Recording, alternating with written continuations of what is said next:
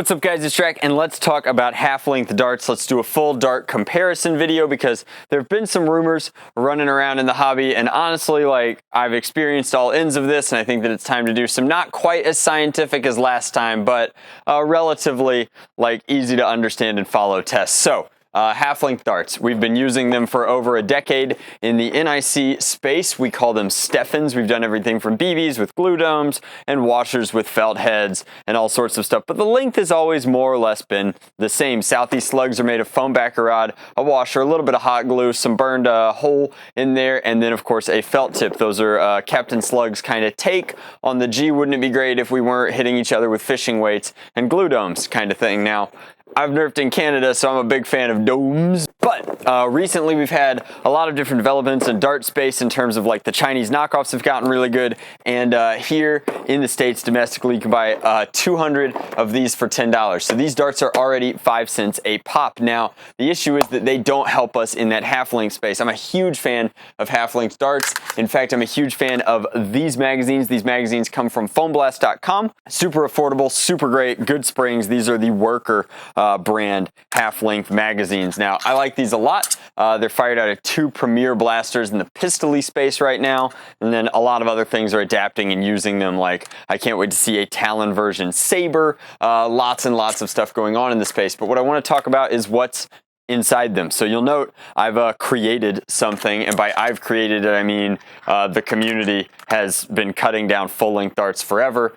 We used to have to source foam backer rod from different places, specialty suppliers, everything from closed cell, how tight are the bubbles, sorts of foam. But we also have Worker half-length darts, and there also is a knockoff Chinese version of almost nipple tip darts, which are a rubber dome, but they're a little too short, and their balance isn't that great, and frankly, I hate them. I can't get them to fire straight out of much of anything. I think they're quite poor, and I would never suggest using them for anything. But I've had a ton of great experience with the Adventure Force darts. I did a full video explaining that not only are these some of the cheapest darts on the market at roughly 5 cents a dart, but also I mean, gosh forbid you find them on sale, but also they're really, really great, and you can buy them at Walmart on Walmart.com, so you can physically get them the day before your event. But these have been around for a while. These are pretty decent half-length darts. My number one complaint about them is that the heads are glued on very poorly, very inconsistently. So the foam is pretty decent.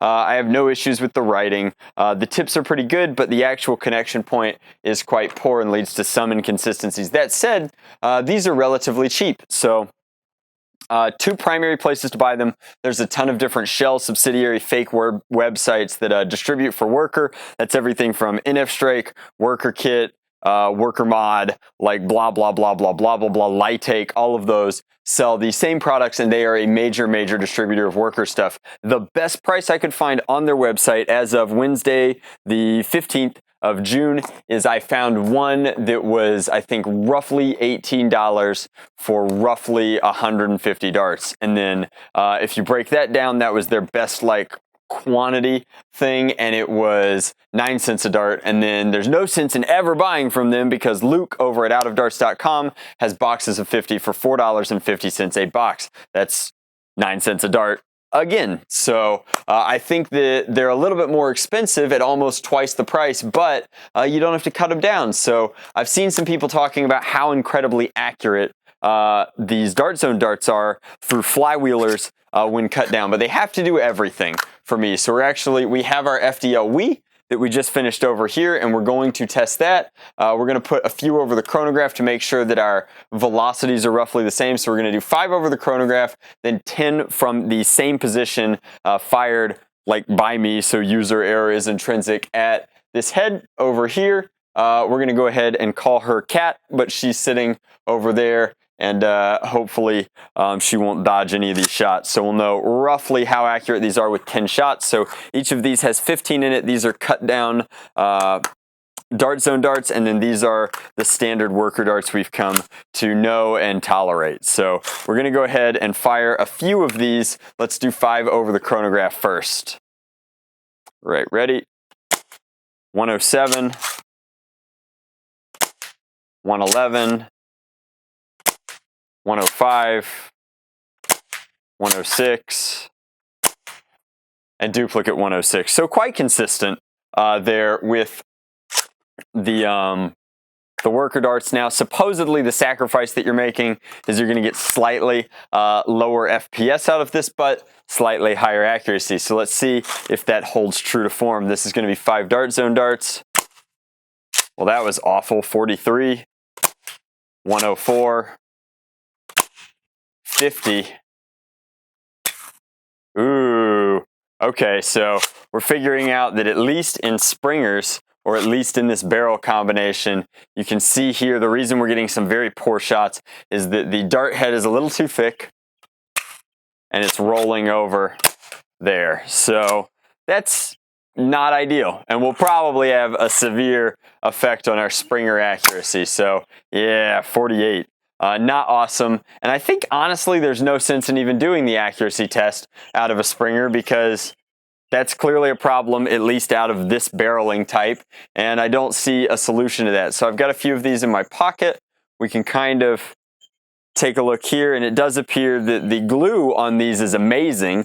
The glue is way better than worker darts. That said, here I can put it in front of my arm so you can see that the glue is really good, but it's almost uniform, which means that that rubber, that glue, as opposed to on a worker dart, where the head is poorly glued, but at least is definitively smaller than the foam body there, you can tell that that's not going to jam in some of these barrels. So that's good, because it saves us the trouble of doing that test, and we can skip straight to the FDL. So we're gonna set our sweet Esper aside, come over here,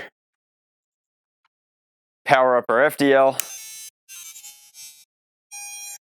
I don't know where the speed on this is. That's max speed. We can actually dial it down a little bit because we're not really trying to max out its performance right now. What we care about is consistency, so we're not going to touch the dial again. And then we care about how accurate it is. So we'll do 5 over this this chronograph. 136, 152, 142, 145. 144. So there's those, and then we'll fire 5 of the dart zone darts over. 164, 156, 175, 167. I think we need one more. 174. So that's interesting. It seems like the velocity on these is higher as well. So that is 10 in each magazine. So we're going to go back here. We'll pick a place. We'll stand in the same location for all of our shots. Our target is cat. Cat is roughly an anatomically correct humanoid shaped head on a stick. We'll start with the worker darts. We're gonna do 12. We're gonna do 2 shots that don't count in each. Sorry, Pat. We're gonna do 2 shots that don't count in each, and then we'll do the 10 in the bottom of the magazines as the ones that count. And that'll be just so that there's no bias. You get 2 shots to kind of dial in where you're shooting. And then once we feel like we're more or less on target, we'll go from there. Because at this point, we're pretty competent at firing Nerf darts at targets. How could this happen to me? We'll just have to hope that that these results are meaningful to you guys, because they're definitely going to be meaningful to me doing some sort of blind testing. Again, why mess with tradition? We'll do worker darts first. So the first 2 count for nothing. All right, that's 2.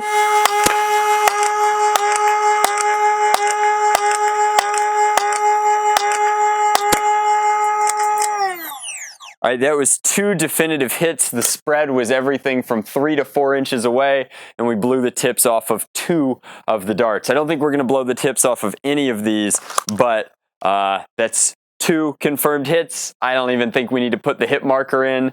It's pretty obvious. I kind of want to tilt the head so that it's facing forward, but I don't want to move. It's not fair if we don't tilt the head facing forward. All right, fine. I was standing right here on this piece of pine straw. So again, these first 2 shots aren't going to count. They're just getting us dialed in, and then from there we'll have 10 shots. Hopefully we're more accurate. Again, I can tell looking at it that our spread was about everything around a circle 3 inches surrounding the head. So that bodes well.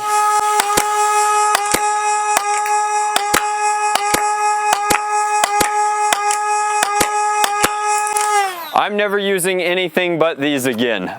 If that doesn't convince you, I don't know what the heck will. GG Worker, thanks for ripping off an NIC idea and doing, honestly, a really great job of distributing it for cheap. Kinda stinks, gonna have to make a rig now to cut these bad boys down, but that is obscene.